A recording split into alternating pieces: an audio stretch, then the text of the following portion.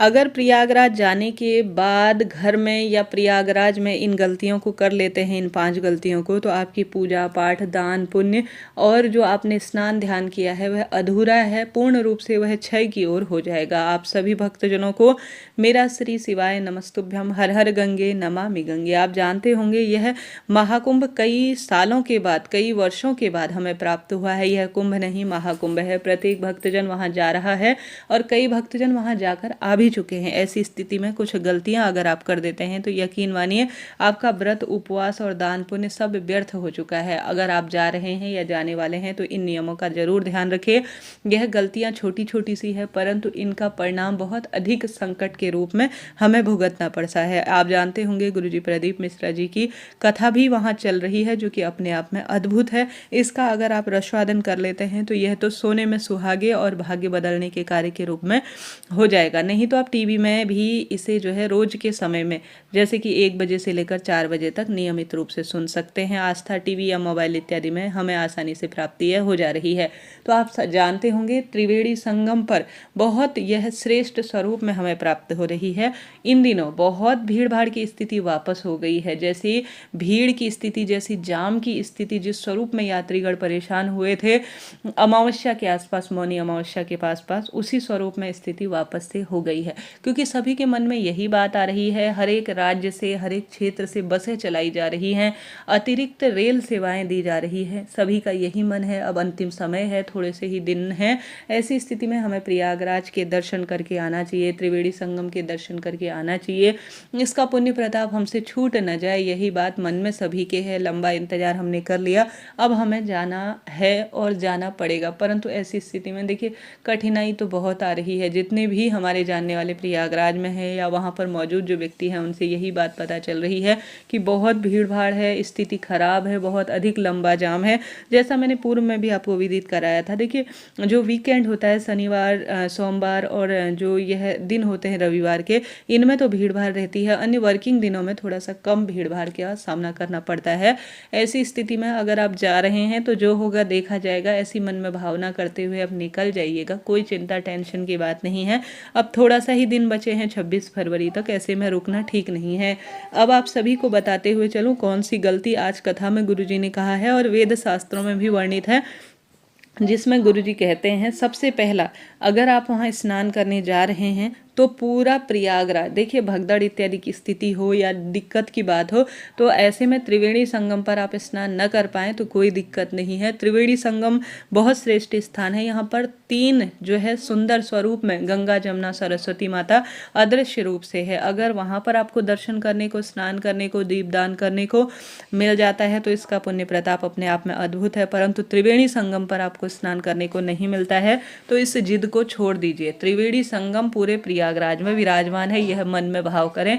वही पवित्र गंगा, वही यमुना, वही त्रिवेणी संगम पर हालांकि स्नान का महत्व है, परंतु ऐसा न हो पाए, बहुत अधिक कंडीशन खराब हो, भीड़ भाड़ में जाने में डर लग रहा हो और पैर दुखने लगे हों। देखिए 20-20 किलोमीटर चलना पड़ रहा है। तो जहाँ पर भी आपको जो है प्रयागराज में पवित्र गंगा नदी के तट पर स्नान करने को मिल जाता है, ध्यान करने को मिल जाता है, गुरुजी कह रहे हैं कि वहीं पर आप सभी को स्नान, ध्यान, दीपदान कर लेना चाहिए। चिंता टेंशन की कोई बात नहीं है। ठीक है, यह भी बात हो गई। इसके साथ साथ गुरुजी ने आज एक बात यह बताई है, अगर आप प्रयागराज आ रहे हैं, स्नान कर रहे हैं, परंतु स्नान कर रहे हैं तो यही स्नान करना ही पर्याप्त नहीं है, बल्कि अपनी बुरी आदतों को, गलत संगत को, गलत व्यवसाय को आपको वहीं पर स्थगित कर आ जाना चाहिए। भगवान जी कहते हैं निर्मल मंजन सो मोहि पावा, मोहे छल छिद्र कपट न भावा। अर्थात आप प्रयागराज में, महाकुंभ में, त्रिवेणी संगम में भले ही कितना स्नान कर लीजिए, उसका उतना पुण्यफल नहीं मिलेगा जितना पुण्यफल आप अपनी गलत आदत, गलत संगत और गलत व्यवसाय और गलत चिंतन को अगर वहाँ धो देते हैं, छोड़ देते हैं, तो उससे आपको ज़्यादा पुण्यफल इससे मिलेगा। साथ ही तीसरी बात गुरुजी ने बताई कि अगर आप प्रयागराज त्रिवेणी संगम में, क्योंकि गुरुजी ने भी वहाँ स्नान किया होगा, सभी भक्तजन वहाँ स्नान कर रहे हैं, परंतु वहाँ पर नजरें, जो जहाँ तक मैंने देखा है, जहाँ तक मैंने समझा है, लोग वहाँ अपने कपड़े स्नान करने के बाद छोड़ कर आ जा रहे हैं, वहाँ पर चप्पलें छोड़ कर आ जा रहे हैं, वहाँ पर अपना जो प्रयोग किया हुआ सामान छोड़ कर आ जा रहे हैं। यह कितनी गलत बात बात है। अगर आप ऐसा कर रहे हैं, वहाँ कपड़े, चप्पल, जूते या अपना यूज़ किया हुआ सामान छोड़ कर आ रहे हैं, तो आप यकीन मानिए सबसे महापाप कर रहे हैं। यह जो है पुण्यों को खत्म करने वाले कार्य के रूप में जाना जाता है। तो इस चीज़ को आप ना करें, अपने साथ थैली ले जाएं। थैली ले जाने के बाद आप उसे संभव हो तो घर लाएं, नहीं तो तट पर, प्रयागराज के तट पर आपको नहीं छोड़ना है। अन्य आसपास आपको, आप घर नहीं लाना चाहते तो गरीब पंडित जी को या वहाँ बैठे हुए जो भिक्षुक है, मांगने वाली महिला पुरुषों को दान में दे आइए, परंतु जमीन पर उसे न छोड़ें। वह व्यक्ति उसे बाद में प्रयोग कर लेंगे तो अपने काम में ले लेंगे, तो इसमें इतना दोष नहीं लगेगा। इस चीज़ का आप ध्यान करें। साथ ही त्रिवेणी संगम में कभी भी कपड़े नहीं धोए जाते, साबुन शैम्पू का प्रयोग नहीं किया जाता, यह गलत माना जाता है। इस चीज़ को भी आप नोट करते हुए चलिएगा। यह करना पवित्र नदियों को दूषित करने के समान माना जाता है और यह रोग, दोष, कष्ट, संकट, कष्ट लाने वाला जीवन में होता है। तो इस चीज़ को भी आप ध्यान में रखिएगा, तभी आपको पूरा फल मिलेगा। साथ ही गुरुजी ने आपको यह बात भी बताई है कि आप सभी को किसी भी स्वरूप में वहाँ किसी को तकलीफ नहीं देनी है, किसी को कोई दुख नहीं देना है। जैसे आप ट्रेन में जा रहे हैं, बस में जा रहे हैं, कोई गरीब ज़रूरतमंद आपको मिलता है तो ज़्यादा ज़्यादा उसकी मदद करें, उसको नज़रअंदाज ना करें। साथ ही किसी का दिल ना दुखाएं। वहाँ पर भी किसी को तकलीफ दे रहे हैं, किसी न किसी स्वरूप में वहाँ आप गलत कर रहे हैं, तो यह आपकी पूजा पाठ फल को खत्म करने वाला होगा।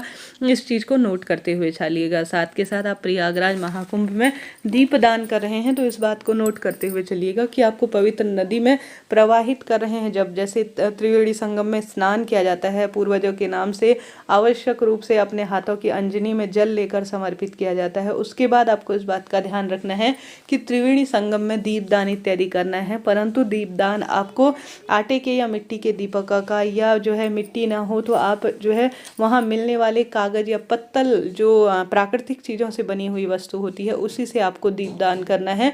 कभी भी जो है आपको जो प्लास्टिक की वस्तु होती है उसे पवित्र नदी में प्रवाहित नहीं करना चाहिए। यह रोग, दोष, कष्ट, संकट, पीड़ा को बढ़ाने वाले कार्य में माना जाता है। इस चीज़ को आप नोट करते हुए चलिएगा। साथ के साथ वेद शास्त्रों में यह भी कहा जाता है, कभी भी त्रिवेणी संगम में आप स्नान कर रहे हैं तो उसके बाद आपको भूख लगती है तो आप भोजन भंडारों में करते हैं, तो जो शास्त्रों में कही गई बात है कि आप सभी को इन बातों का ध्यान रखना चाहिए कि वहाँ पर आपको खाली जो है खाना पीना खाकर पिकनिक करने की भावना से नहीं जाना चाहिए।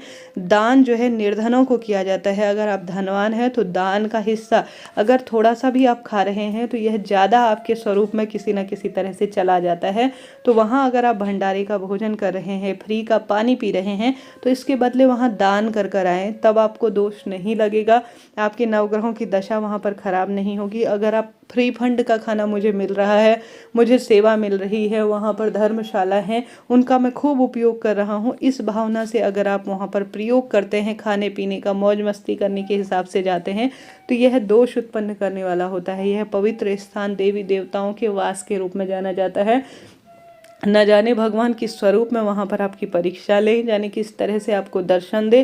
ज़्यादा से ज़्यादा आपको अपनी भक्ति के मार्ग को प्रशस्त करना है, दान पुण्य में अपना समय व्यतीत करना है।